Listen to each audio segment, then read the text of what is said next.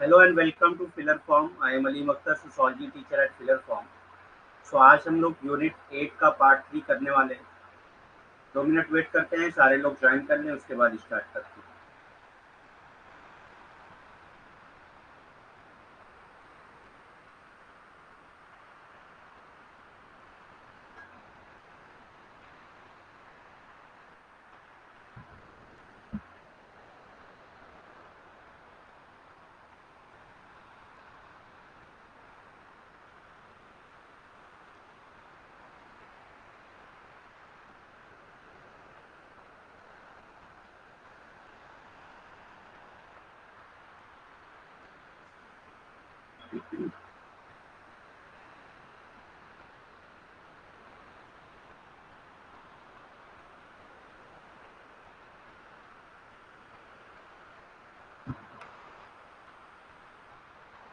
Confirm करिए voice and PPT clear है या नहीं।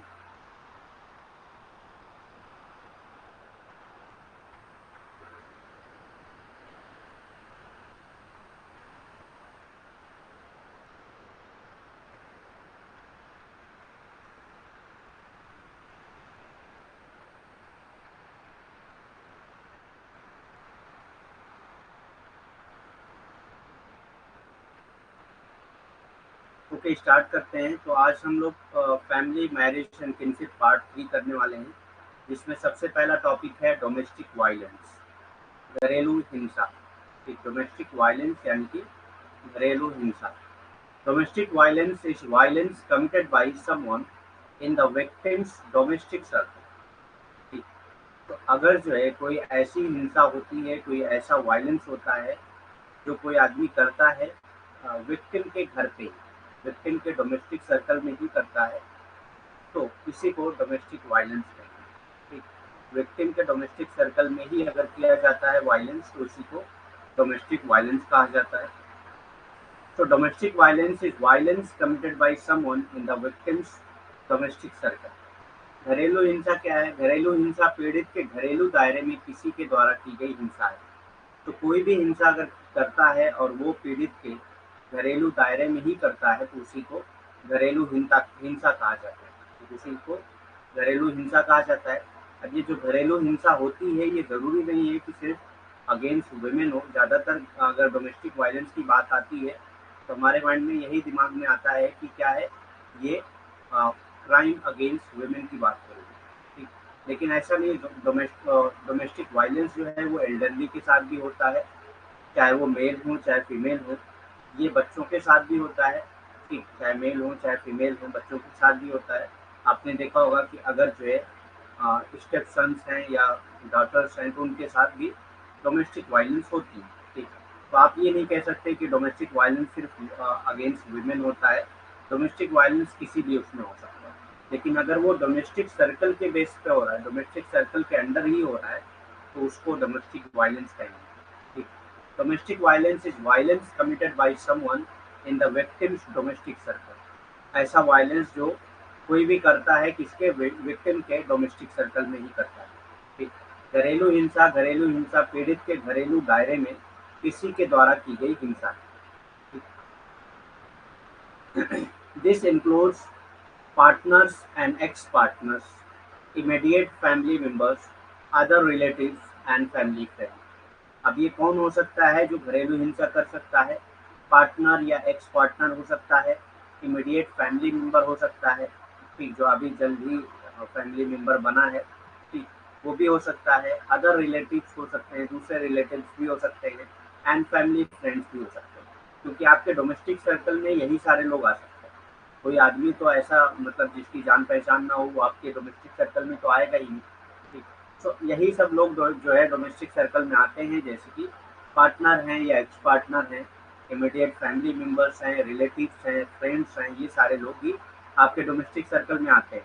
अगर ये लोग क्राइम करते हैं तो इसी को, या इनके ऊपर ही क्राइम किया जाता है, तो इसी को डोमेस्टिक वायलेंस कहा जाता है। ठीक, इसमें भागीदार और पूर्व साझेदार तत्काल परिवार के सदस्य, भागीदार में सहयोगी कहिए इसमें।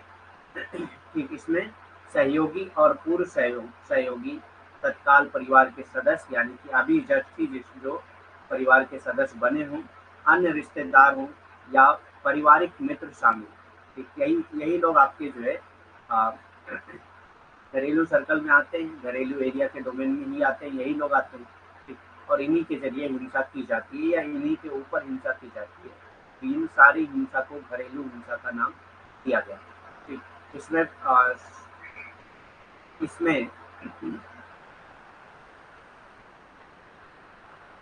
इसमें सहयोगी और पूर्व सहयोगी तत्काल परिवार के सदस्य, अन्य रिश्तेदार और पारिवारिक मित्र शामिल है, ठीक। The term domestic violence is used when there is a close relationship between the offender and the victim.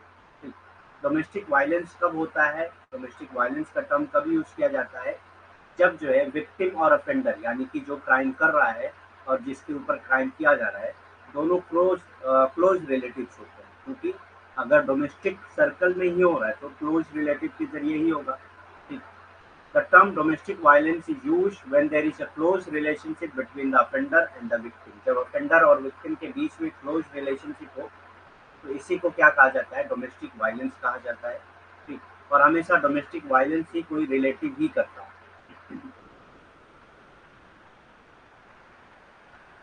ठीक।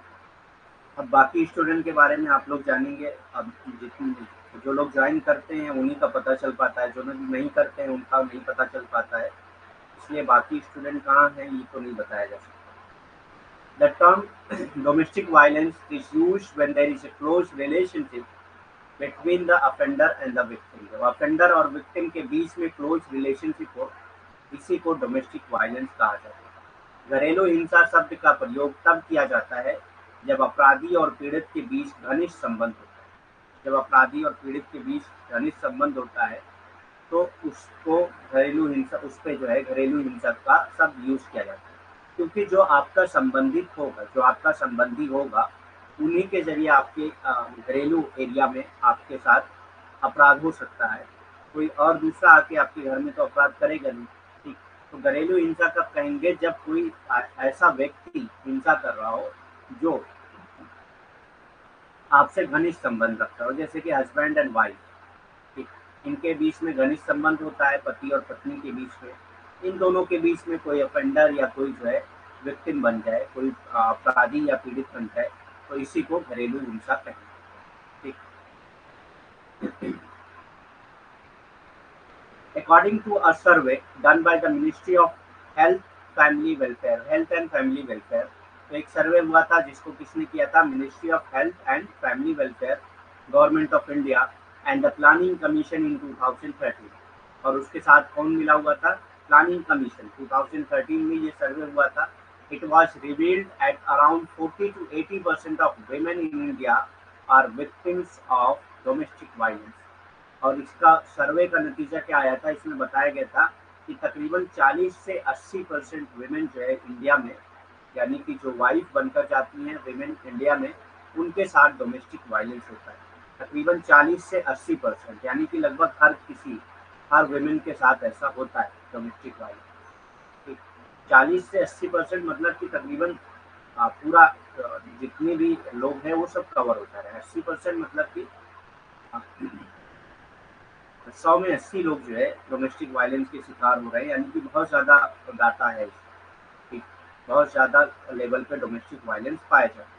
According to a survey done by ministry of health and family welfare, government of India and the planning commission in 2013, it was revealed at around 40 to 80% of women in India are victim of domestic violence, ठीक।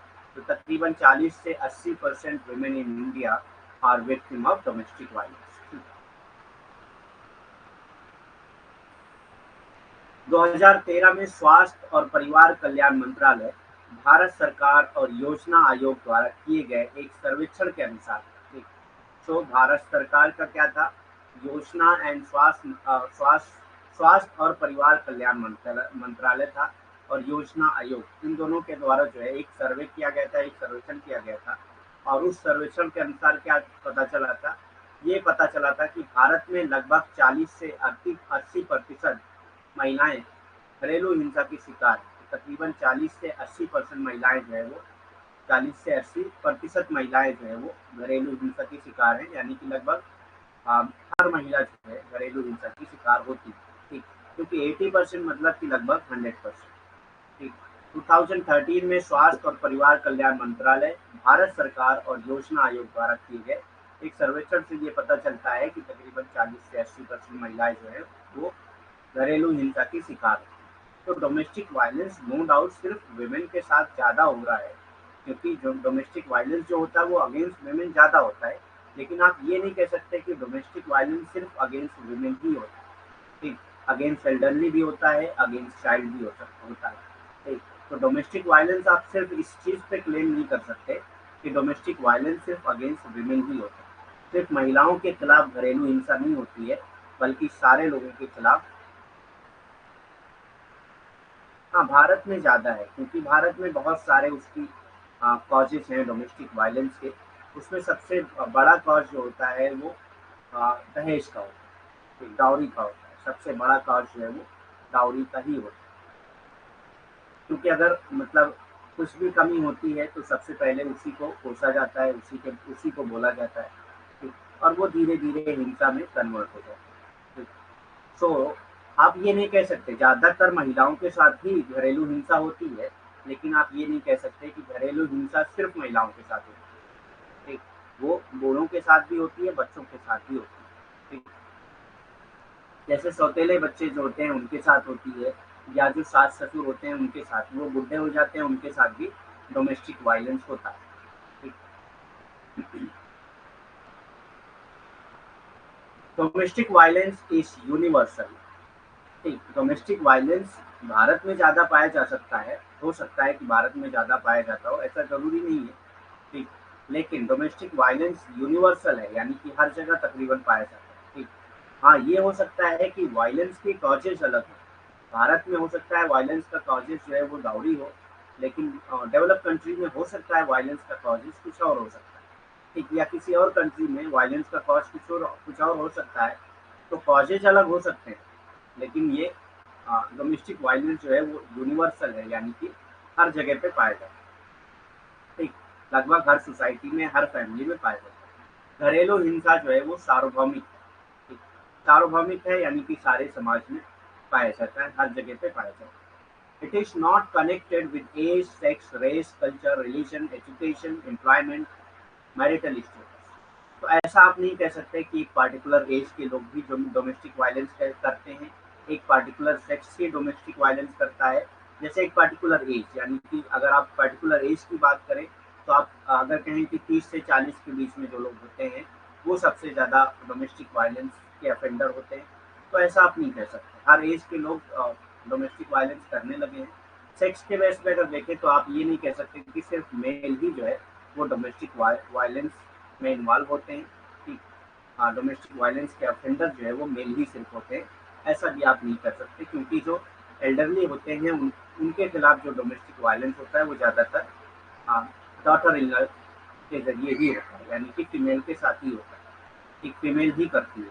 ठीक, तो sex के base पे भी आप इसको अलग नहीं कर सकते कि मतलब डोमेस्टिक वायलेंस सिर्फ जो है वो मेल करते हैं या फीमेल करते हैं। ठीक, सिर्फ फीमेल करती है ये कहना भी गलत हो जाएगा, और सिर्फ मेल करते हैं ये भी कहना बहुत गलत हो जाएगा। तो डोमेस्टिक वायलेंस जो है ये किसी चीज़ से कनेक्टेड नहीं है। ठीक, चाहे वो एज हो, सेक्स हो, रेस हो, कल्चर हो, रिलीजन हो। आप ये नहीं कह सकते कि किसी एक पर्टिकुलर कल्चर में डोमेस्टिक वायलेंस ज़्यादा होता है, किसी एक पार्टिकुलर रिलीजन में डोमेस्टिक वायलेंस ज़्यादा होता है, या एजुकेशन एम्प्लॉयमेंट में जो एजुकेशन एम्प्लॉयमेंट है उसमें भी डोमेस्टिक वायलेंस होते हैं। मैरिटल स्टेटस, ठीक, आप ये नहीं कह सकते कि जो मैरिड लोग होते हैं उनके अंदर जो है डोमेस्टिक वायलेंस के ऑफेंडर ज़्यादा मिलते हैं, ऐसा नहीं है। ठीक, तो किसी कोई अनमैरिड है लेकिन वो डोमेस्टिक वायलेंस कर सकता है। ठीक, तो यही कहने का मतलब है कि डोमेस्टिक वायलेंस को किसी चीज़ से कनेक्ट करके नहीं देखा जा सकता, सारी चीज़ों में डोमेस्टिक वायलेंस मौजूद है। डोमेस्टिक वायलेंस को आप ना ही एज के साथ कनेक्ट कर सकते हैं, ना ही सेक्स के साथ कनेक्ट कर सकते हैं, ना ही रेस के साथ कनेक्ट कर सकते हैं, ना ही कल्चर के साथ कनेक्ट कर सकते हैं, ना ही रिलीजन के साथ कनेक्ट करते हैं, और एज वेल एज ना ही आप एजुकेशनल एम्प्लॉयमेंट या मैरिटल स्टेटस के साथ कनेक्ट कर सकते हैं। ठीक, घरेलू हिंसा सार्वभौमिक है, यानी कि हर समाज में पाई जाती है। ये उम्र, लिंग, जाति, संस्कृति, धर्म, शिक्षा रोजगार वैवाहिक स्थिति से जुड़ी नहीं है। ठीक। तो आप ये नहीं कह सकते कि जो, नहीं 2 आवर की नहीं है, 1 आवर की ही है। हाँ, क्योंकि 9 PM पे शायद आपकी क्लास भी है। ये उम्र लिंग, जाति, संस्कृति, धर्म, शिक्षा, रोजगार, वैवाहिक स्थिति से जुड़ी नहीं होती। तो आप इसको किसी के साथ जोड़ नहीं सकते कि एक पर्टिकुलर लिंग के लोग ही घरेलू हिंसा करते हैं, एक पर्टिकुलर जाति के लोग ही घरेलू हिंसा करते हैं, या पर्टिकुलर संस्कृति के लोग ही घरेलू हिंसा करते हैं, या पर्टिकुलर धर्म के लोग ही घरेलू हिंसा ज्यादा करते हैं। ऐसा आप नहीं कह सकते। ठीक। हाँ, तो 1 आवर की क्लास ही है, एक 45 to 1 आवर ऐसी क्लास रहेगी। ठीक। 45 minutes to 1 आवर। तो ये उम्र लिंग, जाति, संस्कृति, धर्म, शिक्षा, रोजगार, वैवाहिक स्थिति से जुड़ी हुई होती है। तो घरेलू हिंसा जो है, आप ये नहीं कह सकते कि सिर्फ जो है लिंग से जुड़ी होती है, किसी एक पर्टिकुलर लिंग से जुड़ी होती है, किसी आ, विशिष्ट लिंग से जुड़ी होती है, विशिष्ट जाति से जुड़ी होती है, विशिष्ट संस्कृति से जुड़ी होती है, या विशिष्ट धर्म से जुड़ी होती है, या विशिष्ट शिक्षा रोजगार से जुड़ा हुआ होता है, या वैवाहिक या अवैवाहिक से जुड़ा होता है। मतलब ऐसा आप नहीं कह सकते कि जो जिनका विवाह हो चुका है उनके अंदर जो है डोमेस्टिक वायलेंस ज्यादा होता है, या जिनका विवाह नहीं हो चुका है उनके अंदर डोमेस्टिक वायलेंस नहीं होता है। ऐसा आप नहीं कह सकते। ये हर हर समाज में, हर कैटेगरी के लोगों में पाया जाता है। ठीक। According to WHO report released in 2013, तो WHO की रिपोर्ट के अकॉर्डिंग क्या है, 2013 में इसकी रिपोर्ट रिलीज हुई थी। 1/3 of all women aged 15 years and above has suffered intimate partners violence, which includes both physical and sexual attacks। ठीक। तो WHO ने रिपोर्ट किया और इसको रिलीज किया अपनी रिपोर्ट को 2013 में, और कहा कि तकरीबन 1/3 of all women age 15 years and above, जितनी भी विमेन हैं जिनकी एज 15 साल है या 15 साल से ज्यादा है, उनमें से 1/3 विमेन, यानी कि एक तिहाई विमेन, 1/3 यानी कि अगर 10 है तो तकरीबन 3 विमेन, या 100 है तो तकरीबन 35 विमेन जो है वो क्या है, घरेलू हिंसा की शिकार होती है। और किसके जरिए होती है, इंटीमेट पार्टनर के जरिए। इंटीमेट पार्टनर यानी कि जो उनके हस्बैंड या वाइफ है उनके जरिए। ठीक। चाहे वो फिजिकल वायलेंस होता है, चाहे वो सेक्सुअल अटैक के जरिए वायलेंस होता है, किसी भी तरीके से वायलेंस होता है, लेकिन होता है ऐसा। WHO ने कहा कि 15 साल या 15 साल से ऊपर की जितने विमेन हैं उनमें तकरीबन 1/3 जो है वो डोमेस्टिक वायलेंस को फेस करते हैं। ठीक। ये WHO की रिपोर्ट। 1/3 यानी कि अगर 33 है तो 11 विमेन जो है वो शिकार होती है डोमेस्टिक वायलेंस। WHO की 2013 में जारी रिपोर्ट के अनुसार 15 वर्ष और उनसे अधिक आयु की सभी महिलाओं में से एक तिहाई को अतरंग साथी हिंसा का सामना करना पड़ता है, जिसमें शारीरिक और यौन हमले दोनों शामिल हो सकते हैं।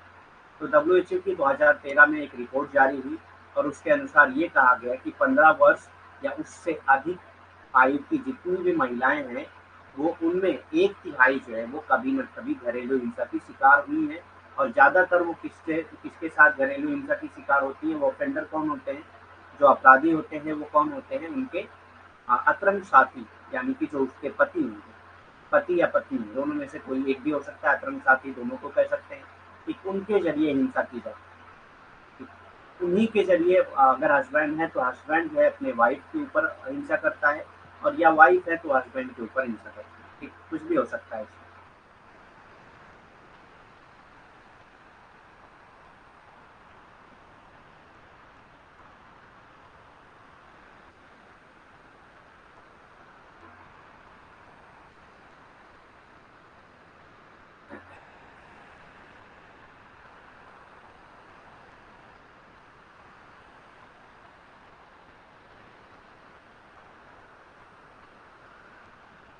और ये जो हिंसा होती है, या शारीरिक, ये जो है शारीरिक हिंसा भी हो सकती है या यौन हमले, दोनों शामिल है। ठीक, यौन हमले भी हो सकते हैं या शारीरिक हिंसा हिंसा भी हो सकती है, दोनों तरीके से हो सकता है। ठीक। The following are the forms of abuse committed. अब डोमेस्टिक वायलेंस में कौन कौन से अब्यूज होते हैं, कौन कौन से किस किस तरह से डोमेस्टिक वायलेंस किया जाता है। निम्नलिखित प्रकार के दुर्व्यवहार किए गए हैं, जैसे विदहोल्डिंग मनी, पैसा रोकना, यानी कि जो पैसा उनको दिया जा रहा है उनको पैसा ना देना, ये भी डोमेस्टिक वायलेंस का एक हिस्सा है। ठीक, अगर आप जो है पेमेंट प्रोवाइड नहीं करते हैं, मतलब जो मंथली आप उनको खर्चा वगैरह देते हैं वो अगर आप देना बंद कर दें तो ये भी डोमेस्टिक वायलेंस में ही आता है। Stopping a spouse from getting a job, अगर जो है अपने पार्टनर को कोई रोक रहा है जॉब करने से तो ये भी घरेलू हिंसा है, यानी कि डोमेस्टिक वायलेंस है। जीवन साथी को नौकरी करने से अगर रोकता है तो ये भी घरेलू हिंसा में आता है और इसके खिलाफ आप केस भी कर सकते हैं। ठीक, तो स्टॉपिंग अ स्पाउस, इसमें पति और पत्नी नहीं लिखा हुआ है। हस्बैंड जो है वो पत्नी को नहीं रोक रहा है, वाइफ को नहीं रोक रहा है, दोनों में से कोई भी रोक सकता है। अगर वाइफ जो है हस्बैंड को रोक रही है काम करने से, जॉब करने से, तो ये भी डोमेस्टिक वायलेंस होगा। और अगर हस्बैंड जो है वाइफ को रोक रहा है काम करने से, जॉब करने से, तो ये भी डोमेस्टिक वायलेंस होगा। ठीक, जीवन साथी को नौकरी करने से रोकना, यानी कि जीवन साथी कहा गया यहाँ पे हस्बैंड और वाइफ, यानी कि पति और पत्नी का नाम नहीं लिया गया, यानी कि दोनों कर सकते हैं। ठीक, अगर पत्नी रोकती है अपने पति को नौकरी करने से तो ये भी घरेलू हिंसा होगी, और अगर पति रोकता है अपनी पत्नी को घरेलू हिंसा को नौकरी करने से तो ये भी घरेलू हिंसा होगी और इसके खिलाफ सजा भी हो सकती है। ठीक, थ्रेटनिंग फिजिकल हार्म, अगर आप बार बार उसको धमकी दे रहे हैं मारने पीटने की तो ये भी घरेलू हिंसा है। मार नहीं रहे हैं लेकिन आप धमकी दे रहे हैं। थ्रेटनिंग फिजिकल हार्म, मार नहीं रहे हैं फिर भी आप धमकी दे रहे हैं तो ये भी क्या है, डोमेस्टिक वायलेंस की कैटेगरी में आता है। शारीरिक नुकसान की धमकी देना, ठीक, आप नुकसान नहीं पहुंचा रहे। हाँ, जॉब ना करने देना भी डोमेस्टिक वायलेंस नहीं आता है। अगर कोई आपको जॉब पे रोक रहा है तो ये भी डोमेस्टिक वायलेंस नहीं आता है, चाहे वो हस्बैंड के जरिए हो, चाहे वो फादर के जरिए हो, चाहे घर में किसी भी शख्स के जरिए हो, तो ये डोमेस्टिक वायलेंस का ही पार्ट है। ठीक, क्योंकि हर किसी का ये अधिकार है कि वो नौकरी कर सकता है, ठीक, वो जॉब कर सकता है। ठीक, अगर उसके अधिकार को छीनते हैं तो एक तरह का वो वायलेंस है। ठीक, इसीलिए कहा जाता है कि अगर नौकरी से रोका जा रहा है, जॉब करने से रोका जा रहा है तो ये भी डोमेस्टिक वायलेंस में ही आता है। ठीक, शारीरिक नुकसान की धमकी देना, आप शारीरिक नुकसान नहीं पहुंचा रहे हैं लेकिन बार बार धमकी दे रहे हैं तो ये भी क्या है, घरेलू हिंसा है। सेक्सुअल असॉल्ट होता है। ठीक, सेक्सुअल असॉल्ट किसके किसी के भी जरिए हो सकता है, हस्बैंड के जरिए भी हो सकता है, या हस्बैंड के ब्रदर वगैरह के जरिए भी हो सकता है, या हस्बैंड के फादर, या जो भी घर में जो लोग भी हैं उनके साथ भी, उनके जरिए भी हो सकता है सेक्सुअल असॉल्ट। अगर वो उसी डोमेस्टिक एरिया में, डोमेस्टिक सर्कल में ही हो रहा है तो उसको भी डोमेस्टिक वायलेंस कहा जाएगा। यौन हमला, तो यौन हमला किसी के भी जरिए हो सकता है, पति के जरिए भी हो सकता है, पति के भाइयों के जरिए या बहनों के जरिए भी हो सकता है, या आ, पति के जो बाप हैं या माँ है उनके जरिए भी हो सकता है। तो डोमेस्टिक वायलेंस पति या पत्नी के बाप या माँ दोनों के जरिए हो सकता है। ठीक, तो इसको भी डोमेस्टिक वायलेंस की कैटेगरी में रखा गया। और इसी के अगेंस्ट, इसी को रोकने के लिए, इसी के प्रोटेक्शन के लिए, इससे वुमेन के प्रोटेक्शन के लिए एक एक्ट पास हुआ था जिसका नाम था the protection of women from domestic violence act 2005। ठीक, the protection of women from domestic violence act 2005, ये जो है क्रिमिनलाइज करता है डोमेस्टिक वायलेंस को। ठीक, और ये एक्ट पास हुआ था 2005, इसमें वुमेन को डोमेस्टिक वायलेंस से बचाने के लिए प्रावधान है। घरेलू हिंसा अधिनियम 2005 से महिलाओं का संरक्षण किया गया। ठीक, अब ये जो हिंसा हो रही थी, घरेलू हिंसा हो रही थी, उससे महिलाओं को बचाने के लिए, क्योंकि ज़्यादातर जो है ये जो हिंसा होती थी वो अगेंस्ट, वो महिलाओं के ही अगेंस्ट होती थी, महिलाओं के ही क्या कहेंगे, महिलाओं के ही ऊपर होती थी। इसीलिए ये अधिनियम पास किया गया था 2005 में, जिसका नाम था घरेलू हिंसा से महिलाओं का संरक्षण अधिनियम 2005। ठीक, महिलाओं का संरक्षण के लिए, इसमें मतलब ज़्यादातर महिलाओं पे ही फोकस किया गया, जबकि मैंने बताया कि डोमेस्टिक वायलेंस किसी के भी साथ हो सकता है, लेकिन चूंकि ये कैटेगरी ज़्यादा पाई जाती है कि वुमेन के अगेंस्ट जो है डोमेस्टिक वायलेंस बहुत ज़्यादा होता है, इसीलिए उसी के लिए लॉ पास हुआ था जिसका नाम था the protection of women from domestic violence act 2005। घरेलू हिंसा घरेलू हिंसा से महिलाओं का संरक्षण अधिनियम 2005।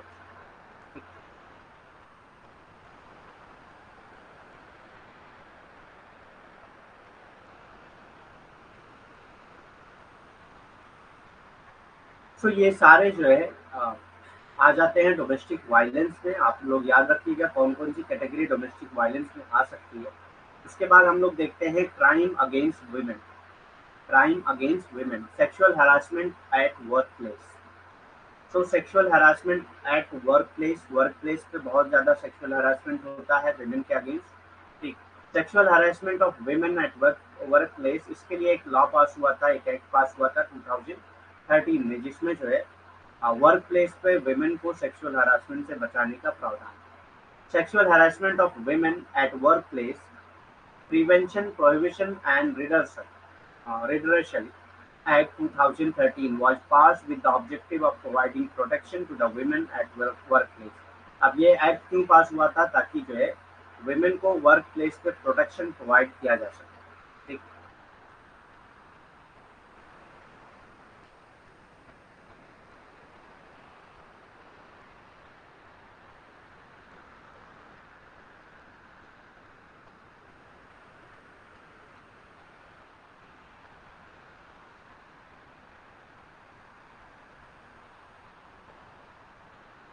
हाँ मतलब देखिए दो तरह से होता है। एक तो आप ये कह रहे हैं कि ठीक है आप मत करो, मतलब एक तो आप मतलब उसको सपोर्ट करने के लिए कह सकते हैं। ठीक, जैसे आप ये कहें कि ठीक है आप मत करो, ज़्यादा परेशान होगे बाहर जाकर या कुछ भी, मतलब इस तरह से आप जॉब मत करो, मैं मतलब इतना कमा रहा हूँ कि मैं कर लूँगा ये चीज़, तो वहाँ चलने लायक है। लेकिन एक टाइम पे अगर अगर वो जो है खुद करना चाह रही है जॉब, भले ही आप भरण पोषण कर सकते हैं, भले आपके पास इतना पैसा है कि आप जो है घर का सारा खर्चा चला सकते हैं, लेकिन अगर वुमेन जो है वो जॉब करना चाह ही रही है फिर भी ज़बरदस्ती उसको रोका जा रहा है, तब ये डोमेस्टिक वायलेंस है। अगर ये हो रहा है, वो जाके वो कंप्लेन कर दें हाँ, कि मतलब मुझे जॉब नहीं करने दिया जा रहा और एक तरह का ये मेरे लिए डोमेस्टिक वायलेंस है, तो भी इसके अगेंस्ट केस हो सकता है। ठीक, मतलब ज़रूरी नहीं है, अगर दोनों लोगों का एग्रीमेंट हो गया इस बात पे कि ठीक है वो घर में रहेंगी और वो जाके कमा के लाएंगे, तो ये चल सकता है, दोनों को एग्रीमेंट है। लेकिन अगर एग्रीमेंट नहीं है फिर भी ज़बरदस्ती रोका जाता है, तो ये डोमेस्टिक वायलेंस है। Sexual harassment of women at work place prevention, prohibition and reduction. तो वर्क प्लेस पे जो भी सेक्सुअल हरासमेंट होता था या होता है, अभी भी होता है, भले ये एक्ट बन गया है लेकिन अभी भी सेक्सुअल हरासमेंट होता है वुमेन का वर्क प्लेस पे। आपने देखा होगा बहुत सारी चीज़ें, अभी लोग धरने पे बैठे हुए थे, जो रेसलर थे वो धरने पे बैठे हुए थे, क्यों? वो सेक्सुअल हरासमेंट के खिलाफ ही थे, यानी कि वर्क प्लेस पे उनके खिलाफ, उनके ऊपर सेक्सुअल हरासमेंट हुआ था। तो सेक्सुअल हरासमेंट वर्क प्लेस पे रोकने के लिए और उसके प्रिवेंशन के लिए, उसके प्रोविजन के लिए और उसके रिडक्शन के लिए एक्ट पास हुआ था 2013 में। लेकिन हम देख रहे हैं कि अभी भी sexual harassment at work place हो रहा है। was passed with the objective of providing protection to the women at workplace। ये एक्ट क्यों पास किया गया था? वर्क प्लेस पे विमेन को प्रोटेक्शन प्रोवाइड करने के लिए। ठीक, वर्क प्लेस पर विमेन को प्रोटेक्शन प्रोवाइड करने के लिए ये एक्ट पास किया गया।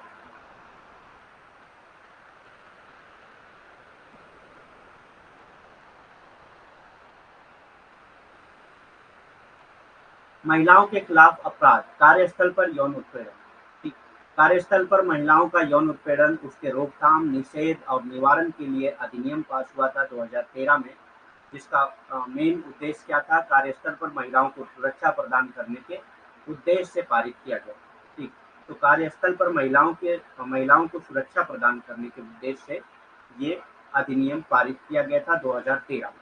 ठीक, ये अधिनियम पारित किया गया था 2013 में कार्यस्थल पर महिलाओं के उत्पीड़न को रोकने के लिए। ठीक, जबकि अभी भी हम लोग देखेंगे कार्यस्थल पर महिलाओं का उत्पीड़न हो रहा है। ठीक, लेकिन ये अधिनियम पास किया गया था महिलाओं के उत्पीड़न को कार्यस्थल पर रोकथाम के लिए, निषेध के लिए और निवारण के लिए। ठीक, लेकिन ऐसा मतलब थोड़ा बहुत तो इम्प्रूवमेंट हुआ होगा एक्ट पास होने के बाद, लेकिन मतलब अभी भी देखा जा सकता है बहुत सारी प्लेसेज में ऐसा हो रहा है। ठीक, खासतौर से जॉब के मामले में होता है, या मतलब इस तरह की जो नौकरियां होती हैं उन सब मामलों में वर्क प्लेस पर उत्पीड़न होता ही होता है। ठीक, सीनियर जूनियर के मामले में भी होता है। Any aggrieved women may file a complaint in writing to the internal committee। अब यहाँ पे बताया गया है कि अगर किसी के साथ जो है इस तरह के कमांड इस तरह के जो है हरासमेंट हो रहे हैं तो वो क्या कर सकते हैं। ठीक। तो कोई भी वुमेन जो जो इस हैरेसमेंट का शिकार हो चुकी है उसी को एग्रीव्ड वुमेन कहा जाता है। मे फाइल अ कंप्लेंट, तो वो कंप्लेन कर सकती है in return to the internal committee. Internal committee, और ये भी कहा गया है कि हर इंस्टीट्यूशन में एक इंटरनल कमेटी होगी, ठीक, जो हैरेसमेंट वर्क प्लेस पे जो भी हैरेसमेंट हो रहा है उसको डील करे। तो वो रिटर्न में कंप्लेन दे सकती है इंटरनल कमेटी को और लोकल कमेटी को within 3 month from the date of incident. जब भी हुआ है उसके 3 मंथ के अंदर अंदर उसको रिपोर्ट लिखवाना होगा। ठीक। जब भी हुआ है उसके 3 महीने के अंदर अंदर उसको राइटिंग में ये जो है लिख के देना पड़ेगा। ठीक। Within 3 month from the date of incident और the date of the last incident in case of breach of incident. ठीक। तो जब उसके साथ हरासमेंट हुआ उसके 3 महीने के अंदर अंदर वो रिटर्न में कंप्लेन दे सकती है। ठीक। और दूसरी चीज, अगर एक बार नहीं हुआ कई बार हुआ है तो लास्ट जो हुआ है उससे 3 महीने के अंदर अंदर, जो लास्ट में हुआ है उससे 3 महीने के अंदर अंदर। ठीक। कोई भी पीड़ित महिला घटना की तारीख से 3 महीने के भीतर या घटनाओं की एक श्रृंखला के मामले में अंतिम घटना की तारीख से आंतरिक समिति और स्थानीय समिति को लिखित में शिकायत दर्ज कर सकती है। ठीक। तो कोई भी पीड़ित महिला है जिसके साथ यौन उत्पीड़न हुआ है कार्यस्थल पर, ठीक, वो 3 महीने के अंदर अंदर इसके लिए लिखित शिकायत दर्ज कर सकती है आंतरिक समिति के अंदर या स्थानीय समिति के पास। ठीक। 3 महीने के अंदर अंदर जब भी ये घटना हुई है तब। अगर कई घटना हुई है उसके साथ लगातार घटनाएं होती रही हैं ऐसी, ठीक, तो जो लास्ट घटना हुई है उसके 3 महीने के अंदर अंदर, ठीक, आपको कंप्लेन करना होता है। अगर वो 3 महीने से ज्यादा हो जाता है तो वो फिर वैलिड नहीं होता है। The victim can also file a complaint with police under Indian Penal Code 1860 under Section 294, 354, 354A, 509। ठीक। और विक्टिम जो है वो पुलिस कंप्लेन भी कर सकती है, या तो वो इंटरनल कमेटी को कंप्लेन कर सकती है या पुलिस कंप्लेन कर सकती है। पुलिस कंप्लेन करेगी तो उसको इंडियन पीनल कोड के अंडर करना पड़ेगा जो 1860 में पास हुआ था। और कौन कौन से सेक्शन के अंदर कर सकती है वो? 294, 354, 354 ए, 509। ठीक। ये लगभग हर विमेन को याद होना चाहिए, चाहे उसको एग्जाम देना हो या ना देना, क्योंकि आप जब पुलिस के पास कंप्लेंट करने जाते हैं तो वो जो है आपको घुमाने लगते हैं। ठीक। या तो मतलब थोड़ा सा आपको डराने लगेंगे कि आप जो है कंप्लेन ना करें, या बहुत सी चीज़ों का सामना करना पड़ता है। कई बार जो है पुलिस वाले खुद ही जो है उनके साथ उत्पीड़न करने लगते हैं, हरासमेंट करने लगते हैं। ठीक। या जो है उनको बुरा भला कहने लगते हैं। तो आपको अगर सेक्शन याद होता है तो उनको भी लगता है कि हाँ आपको थोड़ा सा जानकारी है, इसलिए वो थोड़ा डरने लगते हैं आपसे, उतना मतलब गलत तरीके से नहीं पेश आते हैं। तो ये सेक्शन ऐसे जो उनके खुद बचाव के लिए होता है, ये सारी चीज़ें उनको पता होना चाहिए। खासतौर से विमेन को इन सारे सेक्शन के बारे में पता होना चाहिए, चाहे उनको एग्जाम देना हो या ना हो। ठीक। तो सेक्शन 294 के अकॉर्डिंग वो कंप्लेन कर सकती है, सेक्शन 354 के अकॉर्डिंग कंप्लेन कर सकती है, 354 ए के अकॉर्डिंग कंप्लेन कर सकती है, और सेक्शन 509 के अकॉर्डिंग भी कंप्लेन कर सकती है। तो ये सारे सेक्शन उनको याद होने चाहिए। पीड़ित भारतीय दंड संहिता 1860 की धारा 294, 394, 354, 354 ए, 509 के तहत भी पुलिस में शिकायत दर्ज कर सकती है। ठीक। तो जो पीड़ित है या तो वो आंतरिक समिति के पास या लोकल समिति के पास जाकर शिकायत दर्ज कर सकती है, स्थानीय समिति के पास जाकर शिकायत दर्ज कर सकती है, या अगर वो पुलिस कंप्लेन करना चाहे, पुलिस शिकायत करना चाहे तो कर सकती है। लेकिन वो भारतीय दंड संहिता 1860 के अंतर्गत होगी। ठीक। जिसकी धारा 294, 354, 354 ए, 509 है। ठीक। इसके तहत वो कंप्लेन कर सकते। नेक्स्ट कॉन्सेप्ट आता है एसिड अटैक। एसिड अटैक का आपने सुना होगा कि बहुत सारे एसिड अटैक के केस आते हैं। ठीक। तो अगर आप एसिड अटैक के विक्टिम हैं तो आप क्या कर सकते हैं? Section 326 A and section 326 D of the Indian Penal Code 1860 provides the punishment for voluntarily causing grievous hurt by use of acid and voluntary throwing or attempting to throw acid respectively. तो acid से बचाने के लिए, acid attack से बचाने के लिए यह एक्ट पास किया गया था, जिसका सेक्शन 326A है, सेक्शन 326B है। ठीक, ये अगर आप जो है जानबूझकर कोई एक्ट करते हैं जिसकी वजह से लोग किसी और को हर्ट हो रहा है, मतलब किसी को हर्ट करने के लिए आप जानबूझकर ऐसा करते हैं, उनके ऊपर एसिड फेंकते हैं या अटेम्प्ट करते हैं एसिड फेंकने की, फेंके नहीं है लेकिन अटेम्प्ट किया है आपने, तब भी आपको आपके खिलाफ जो है केस हो सकता है। ठीक, सेक्शन 326A के तहत और सेक्शन 326B के तहत। ठीक, तो अगर आप कोशिश भी करते हैं तो आपके खिलाफ कंप्लेन हो सकती है, या आप जो है कर चुके हैं तब तो कंप्लेन होनी है। ठीक, सो ये पनिशमेंट वॉलेंटरली काजिंग। वॉलेंटरी मतलब आप जानबूझ के कर रहे हैं, गलती से किसी के ऊपर एसिड गिर जाए तो वो नहीं होगा, कि गलती से अगर गिर जा रही है तो वो उसके खिलाफ कंप्लेन नहीं होगी, लेकिन अगर जो है वॉलेंटरली करता है तो उसके खिलाफ कंप्लेन होगी। ठीक, एसिड अटैक भारतीय दंड संहिता 1807 की धारा 326A और धारा 326B क्रमशः तेजाब का उपयोग करके और स्वैच्छिक रूप से तेजाब फेंकने या फेंकने का प्रयास करके गंभीर चोट पहुंचाने के लिए दंड का प्रावधान करते हैं। ठीक, तो अगर आप जो है जानबूझकर ऐसा करते हैं कि आप किसी के ऊपर एसिड फेंक कर, तेजाब फेंक कर उसको नुकसान पहुंचाना चाहते हैं, ठीक, अब आपने फेंक दिया नुकसान पहुंचाने के लिए, तो वो जो है 326A के तहत दंड संहिता, भारतीय दंड संहिता 326A के तहत बुक किया जाएगा इसमें मुकदमा। और अगर जो है फेंकने का प्रयास करते हैं, ठीक, मतलब उसको नुकसान पहुंचाने के लिए फेंकने का प्रयास करते हैं, हाँ, हालांकि आप फेंक नहीं पाए, सिर्फ प्रयास किया था आपने, वो बच के निकल गए, तब भी 326B के तहत आपके खिलाफ मुकदमा हो सकता है। ठीक, तो भारतीय दंड संहिता 1807 की धारा 326A और धारा 326B क्रमशः तेजाब का उपयोग करके और स्वैच्छिक रूप से तेजाब फेंकने या फेंकने का प्रयास करके गंभीर चोट पहुंचाने के लिए दंड का प्रावधान करते हैं। ठीक, Section 100 of the Indian Penal Code allows the right of private defense to the extent of causing death if there is acid is thrown or there is an attempt of throwing acid। ठीक, और आपके बचाव के लिए ये बहुत ही important section है। ठीक, कि अगर आपके ऊपर कोई अटेम्प्ट करता है एसिड फेंकने का, या आपको जो है आपके ऊपर कोई एसिड फेंक रहा है, ठीक, कोई अटेम्प्ट करता है एसिड फेंकने का, फेंक नहीं पाया या फेंक रहा है, तो आप अपने बचाव में सेक्शन 100 के अकॉर्डिंग, इंडियन पीनल कोड के सेक्शन 100 के अकॉर्डिंग आप जो है उसको अपने बचाव के लिए उसको हर्ट कर सकते हैं, इवन उसको मार भी सकते हैं। ठीक, इवन उसको मार भी सकते हैं, to the extent of causing death if there is acid is thrown or there is an attempt of throwing acid।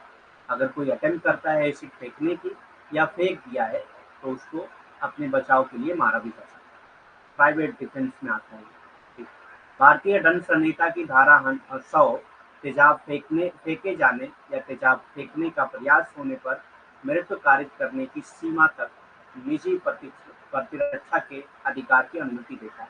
मतलब आप अपनी रक्षा के लिए अगर किसी को मार भी देते हैं, जान से मार देते हैं, तो सेक्शन भारतीय दंड संहिता की धारा 100 के तहत आप बच जाएंगे। सिर्फ आपको ये प्रूफ करना होगा कि वो तेजाब फेंक रहा था आपके ऊपर या तेजाब फेंकने का प्रयास कर रहा था, उसने तेजाब फेंका था आपके ऊपर या तेजाब फेंकने का प्रयास कर रहा था, तो आप बचाव के लिए जो है उसको मार दीजिए। ठीक, तो उसको चोट भी पहुंचा सकते हैं, उसको मार भी सकते हैं। ठीक, दोनों चीज कर सकते हैं। अगर आप मतलब अपने बचाव के लिए जो है उसको चोट पहुंचा रहे हैं और उसकी वजह से उसकी डेथ हो जा रही है, तब भी भारतीय दंड संहिता धारा 100 के तहत आप बच जाएंगे। ठीक, तो सेक्शन 100 ऑफ द बहुत इंपॉर्टेंट सेक्शन है, क्योंकि आप जो है अपने बचाव में कुछ भी कर सकते हैं। ठीक, section 100 of the Indian penal code allows the right of private defence to the extent of causing death if there is acid is thrown or there is an attempt of throwing acid। भारतीय दंड संहिता की धारा 100 तेजाब फेंके जाने या तेजाब फेंकने का प्रयास करने पर मृत्यु कारित करने की सीमा तक निजी प्रतिरक्षा के अधिकार की अनुमति देता है। अपनी रक्षा करने के लिए आप उसकी उसको मृत्यु तक भी पहुंचा सकते हैं। ठीक, तो आगे से कोई ट्राई भी करे फेंकने की तो सीधा खत्म ही कर देना।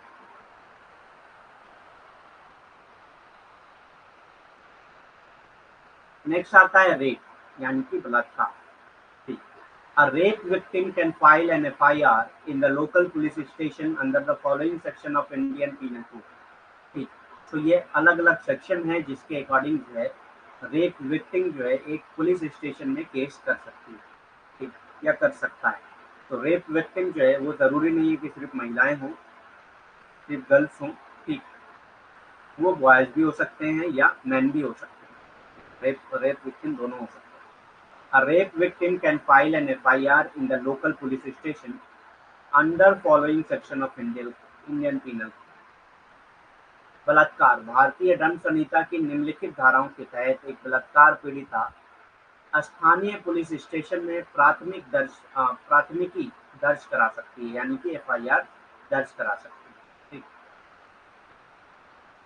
सबसे पहला सेक्शन आता है सेक्शन 376 पनिशमेंट फॉर रेप। ठीक, सेक्शन 376 में क्या है, रेप के लिए पनिशमेंट है। 376 बलात्कार की सजा डिसाइड करता है कि बलात्कार अगर कोई करता है तो उसकी सजा क्या होगी। 376A punishment of causing death for resulting in persistent vegetative stage of victim. ठीक, 376A क्या कहता है, पीड़िता की मौत या लगातार वानस्पतिक अवस्था में परिणाम देने के लिए दंड।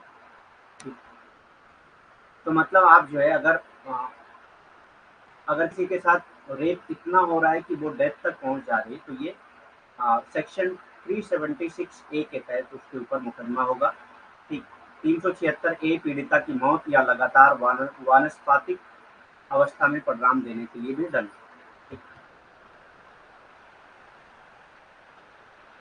हाँ, यस, बॉयज के साथ भी रेप होता है। बहुत सारे केसेस हैं, आप गूगल पे सर्च करिए।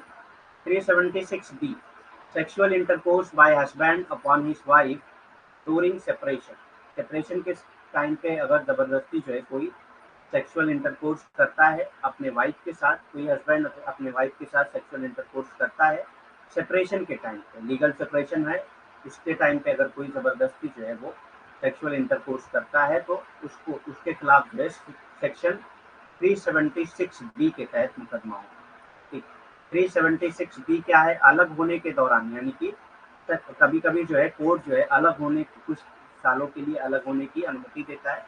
ठीक, दोनों को कहता है अगर कोर्ट में कोई केस चल रहा होता है तो उस समय पे अगर पति जो है अपनी पत्नी के साथ यौन संबंध बनाता है तो 376B के तहत मुकदमा दर्ज है।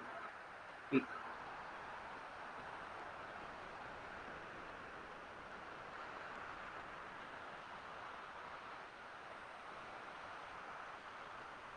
376C क्या है, sexual intercourse by person in authority. अगर कोई अथॉरिटी में जैसे मतलब कोई भी ऊंची अथॉरिटी है जैसे MLA है, MP है, या जो है किसी ऐसी पोस्ट पे है, चेयरमैन है, ठीक, VC है, या मतलब हेड ऑफ डिपार्टमेंट है, इन सब के जरिए अगर सेक्सुअल इंटरकोर्स हो रहा है अपनी पोस्ट का इस्तेमाल करके अगर कोई सेक्सुअल इंटरकोर्स कर रहा है तो सेक्शन 376C के तहत मुकदमा होगा। ठीक, section sexual intercourse by person in authority. 376C प्राधिकरण में व्यक्ति द्वारा यौन संबंध। ठीक, यानी कि जो अधिकारी है जो प्राधिकरण में है उस व्यक्ति के द्वारा यौन संबंध, यानी कि जो ऊंची पोस्ट पे है चाहे वो MLA हो, MP हो, ठीक, DM हो, SP हो, कुछ भी हो, ब्यूरोक्रेट्स हो या हेड ऑफ डिपार्टमेंट हो, ठीक, चेयरमैन हो, ये सारे लोग अगर अपनी पोस्ट का इस्तेमाल करके यौन संबंध के लिए लोगों को मजबूर करते हैं तो सेक्शन 376 यानी कि धारा 376C के तहत मुकदमा दर्ज होगा। ठीक, सेक्शन 376D गैंग रेप के लिए। ठीक, अगर एक से ज्यादा लोग जो है एक साथ मिलकर रेप करते हैं किसी गर्ल का या किसी बॉयज का तो इसी को इसके खिलाफ मुकदमा दर्ज होगा 376D के तहत। ठीक, 376D के तहत। 376D सामूहिक बलात्कार के लिए होता है। ठीक, सामूहिक मतलब अगर कोई समूह में आकर जो है किसी एक के साथ बलात्कार करता है तो उसको सामूहिक बलात्कार कहा जाता है और इसके खिलाफ मुकदमा सेक्शन धारा 376D के तहत होता है। धारा 376 डी के तहत इसमें मुकदमा होता है। Obscenity and pornography, obscenity and pornography, the Information Technology Act 2000, एक एक्ट पास हुआ था, Information Technology Act 2000, the Indecent Representation of Women Prohibition Act 1986, Indecent Representation of Women Prohibition Act, मतलब वुमेन को आप किसी गलत तरीके से रिप्रेजेंट कर रहे हैं, ठीक, तो ये इसके खिलाफ भी एक्ट पास हुआ था 1986, और द इंफॉर्मेशन टेक्नोलॉजी एक्ट 2000, ये सब डील करते हैं किसके साथ, deal with obscenity and pornography, ये ऑब्ससेनिटी और पोर्नोग्राफी से डील करते हैं, एंड मेक पब्लिशिंग और transmission sale of obscene and pornographic materials as punishable offences under various provision, ठीक, तो जो भी पोर्नोग्राफी है या ऑब्ससेनिटी है, उसको ट्रांसमिशन करने के लिए, उसके सेल के लिए, उसके ऑप्शंस एंड पोर्नोग्राफिक मटेरियल्स को ट्रांसफर करने के लिए, उसके बेचने के लिए, उसके बेचने या खरीदने के लिए ये पनिशबल ऑफेंस माना गया था अंडर वेरियस प्रोविजन, बहुत सारे प्रोविजन, ठीक। अश्लीलता और अश्लीलता क्या है, ऑब्ससेनिटी और पोर्नोग्राफी दोनों एक ही चीज होती है लगभग। सूचना प्रौद्योगिकी अधिनियम 2000 महिलाओं का अशोभनीय प्रतिनिधित्व, जो शोभनीय प्रतिनिधित्व नहीं है बल्कि अशोभनीय प्रतिनिधित्व करते हैं, जैसे बहुत सारे ऐड होते हैं जिसमें बहुत गलत तरीके से औरतों को दिखाया जाता है, तो उसके खिलाफ भी अधिनियम पास हुआ था 1986 में, और सूचना प्रौद्योगिकी अधिनियम 2000 में पास हुआ था। ये दोनों किसके साथ डील करते हैं, अश्लीलता और अश्लील साहित्य से निपटता है, तो ये जो है अश्लीलता और अश्लील साहित्य से निपटता है ये दोनों अधिनियम। और प्रकाशन या प्रसारण, यानी कि इस तरह के प्रकाशन के लिए और इस तरह के प्रसारण के लिए अश्लील और अश्लील सामग्री की बिक्री को, तो जो अश्लील सामग्री है उसकी बिक्री को विभिन्न प्रावधानों के तहत दंडनीय अपराध बनाता है, ठीक, बहुत सारे प्रावधानों के तहत इसको दंडनीय अपराध माना गया, ठीक, तो पोर्नोग्राफी के बेचने को दंडनीय अपराध माना गया है, ठीक, अश्लील सामग्री को बेचने के लिए दंडनीय अपराध बनाया गया है, ठीक, बहुत सारे प्रोविजन इसमें पाए जाते हैं, बहुत सारे प्रावधान इसमें हैं। अब ये बहुत सारे प्रावधान कौन कौन से हैं, section 292, 293, 294, 354, 354A, 354B, 35, 354C, 509 of Indian penal code 1860, ठीक, भारतीय दंड संहिता 1860 की धारा 292, 293, 294, 354, 354A, 354B, 354C, 509, ठीक, ये सारी चीज जो है डील करती है इसी सब चीजों से, रेप से रिलेटेड और पोर्नोग्राफी से रिलेटेड, ठीक। Section 56E, 67, 67A, 67B of the Information Technology Act 2000, तो इंफॉर्मेशन टेक्नोलॉजी एक्ट 2000 जो है डील करता है पोर्नोग्राफी और ऑब्ससेनिटी से रिलेटेड, यानी कि अश्लीलता से related, section 66E, 67, 67A, 67B, ठीक। सूचना प्रौद्योगिकी अधिनियम में 2000 में जो पास हुआ था उसकी धारा 66E, 67, 67A, 67B, ये सब जो है अश्लीलता से डील करते हैं। 1860 में इंडियन पीनल कोड बना था, ठीक, तो जब आप धारा कहते हैं ना तो इंडियन पीनल कोड ऑफ 1860 कहा जाता है, इस तरह से आम भाषा में बोला जाता है इसको, ठीक है। वैसे इंडियन पीनल कोड जो है वो 1860 में ही बनाया गया था, पूरा जो पीनल कोड है वो 1860 में ही बना, ठीक। पहले वो जो है ब्रिटिश का था, बाद में जो है इंडिया ने भी उसको अपने मतलब अप्लाई कर लिया है, अभी बात चल रही है इसको चेंज करने की, ठीक, क्योंकि ये अंग्रेजों का दिया हुआ था, तो अभी बात चल रही चेंज करने की, देखिए चेंज होता है या नहीं, ठीक। सो ये सारे सेक्शन डील करते हैं ऑब्ससेनिटी और पोर्नोग्राफी से रिलेटेड, यानी कि अश्लीलता से रिलेटेड, जिसमें बहुत सारी चीजें होती हैं कि आप वीडियो शेयर कर रहे हैं, ऐसी अश्लील वीडियो शेयर कर रहे हैं, मतलब बेच रहे हैं, ठीक, या आप किसी विमेन को गलत तरीके से रिप्रेजेंट कर रहे हैं किसी भी जगह पे, तो इसको भी इन सारे सेक्शन में लाया जाता है, ठीक।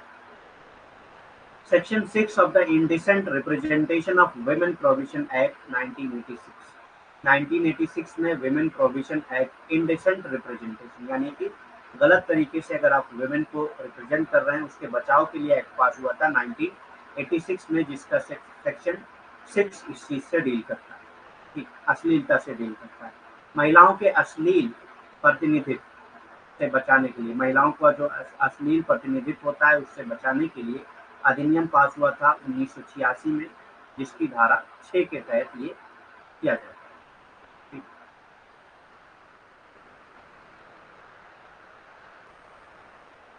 नेक्स्ट आता है POCSO act, with the intent to effectively address the evil of sexual exploitation and sexual abuse of children, Protection of Children from Sexual Offences Act, PASCO, was passed by the Parliament in the year 2004.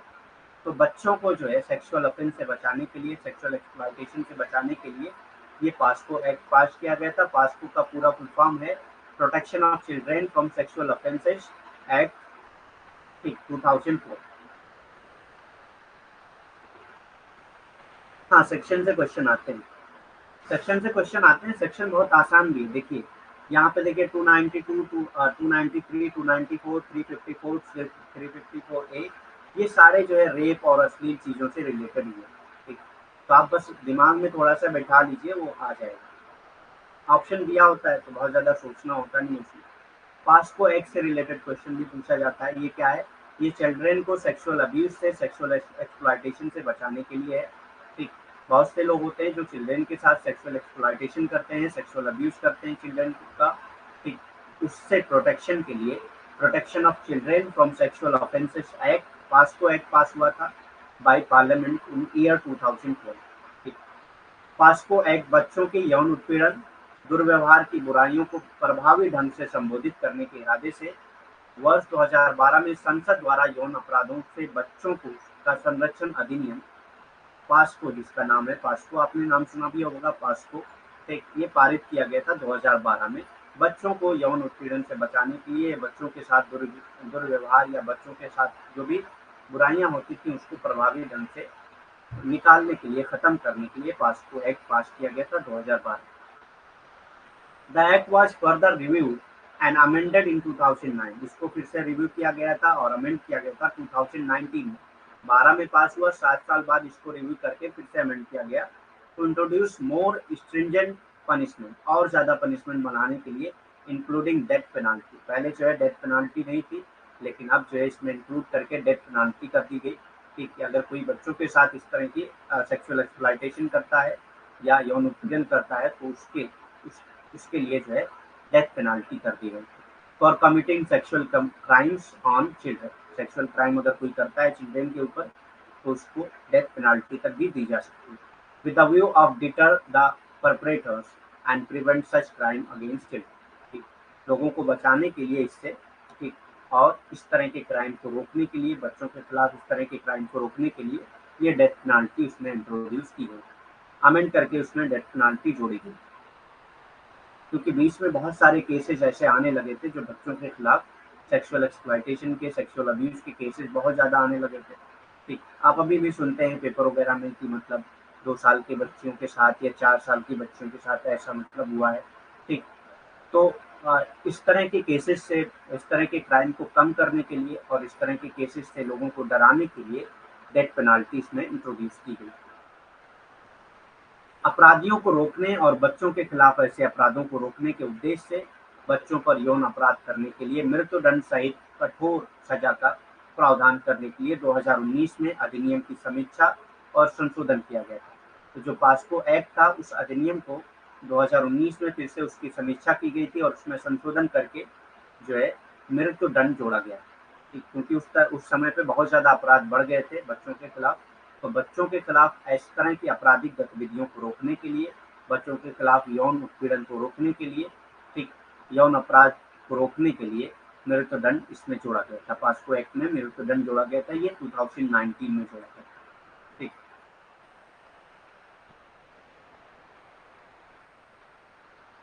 The Government of India has also notified the PASCO Rule 2020. Government of India ने POCSO rule notify किया था 2020 में, 2019 में amend हुआ था, फिर POCSO से related rule भी नोटिफाइड किया था गवर्नमेंट ऑफ इंडिया ने 2020 में। भारत सरकार ने पास्को नियम 2020 को भी अधिसूचित कर दिया। ठीक, अधिसूचित करना मतलब कि उससे रिलेटेड क्या-क्या नियम होंगे वो सारी चीज़ें बता दी गई है 2020 में। 2019 में इस अधिनियम का संशोधन किया गया था और 2020 में उससे रिलेटेड जो भी नियम थे उसको अधिसूचित कर दिया गया था। कौन-कौन से नियम थे देखते हैं हम लोग। यही करके हम लोग फिर लीव करते हैं, बाकी कल करेंगे। ठीक, निर्भया फंड जो है वो कल करेंगे हम लोग। POCSO rule 2020। अब ये पास्को रूल कौन-कौन से थे? तो सबसे पहला है entering compensation and special relief. तो पहले ही कंपनसेशन दिया जाता था। ठीक, मतलब केस चल रहा है उसके बीच में ही उनको कंपनसेशन और स्पेशल रिलीफ दिया जाए, अंतरिम मुआवजा और विशेष राहत दी जाए। Immediate payment of special relief, पहले ही जो है स्पेशल रिलीफ के लिए बहुत जल्द ही पेमेंट करना होता है, मतलब कि तुरंत ही आपको पेमेंट करना होगा ताकि बच्चों के रिलीफ के लिए काम किया जा सके। विशेष राहत का तत्काल भुगतान करना, कि जो भी विशेष राहत है उसका तत्काल भुगतान करना है, इमीडिएट पेमेंट करना है। Support person for the child, एक सपोर्ट पर्सन प्रोवाइड करना उस चाइल्ड के लिए ताकि वो बच्चे को हमेशा सपोर्ट करे, हमेशा उसकी मतलब उसके साथ बातचीत करे, उसकी सपोर्ट हमेशा हर चीज़ में उसकी सपोर्ट करे, चाहे मेंटल सपोर्ट चाहिए उसको, चाहे फिजिकल सपोर्ट चाहिए, उनको हमेशा सपोर्ट करे। कैसे सपोर्ट पर्सन का भी इंतजाम करना, ये भी रूल में शामिल है।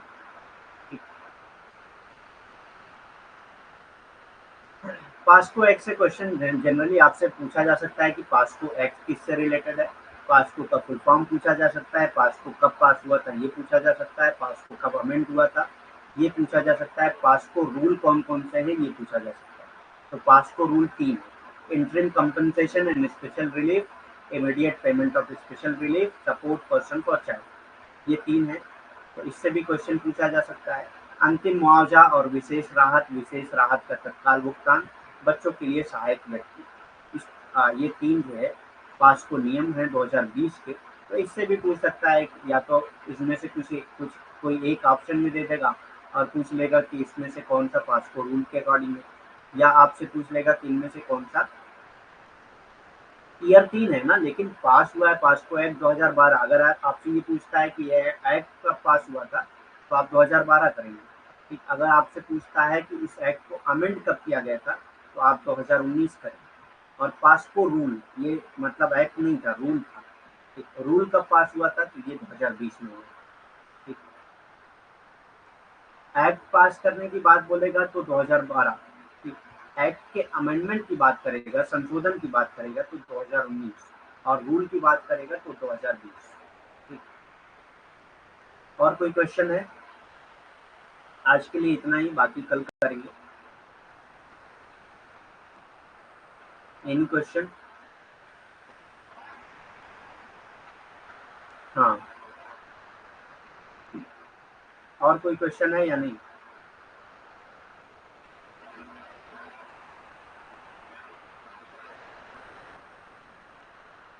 ओके, ठीक है, thank you very much, have a nice day.